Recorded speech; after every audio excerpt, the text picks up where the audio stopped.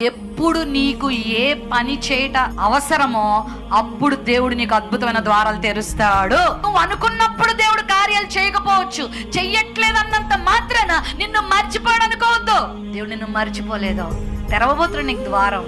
విశ్వాసంతో జీవించు. ఒకవేళ ఈరోజు నువ్వు ఏ చెరసాలో ఉన్నావో నాకు తెలియదు, ఏ ఒంటరితనంతో బాధపడుతున్నావో, ఇదిగో పలానా వాళ్ళు నా కింద కీడు చేశారు, పలానా వాళ్ళు నా మీద ఇలాంటి నింద వేశారు, ఇదిగో నన్ను విడిచిపెట్టారు, నన్ను మర్చిపోయారు అని ఒకవేళ నువ్వు కృంగిపోతే నమ్ము, ప్రభు నిన్ను మరవట్లేదు. వస్తుంది, ముందుంది నీకు శ్రేష్టమైన ద్వారం. దేవుడు తెరవబోతున్నాడు. నీ కొరకు ఒక ప్రత్యేకమైన స్థానాన్ని సిద్ధపరిచిన వాడు.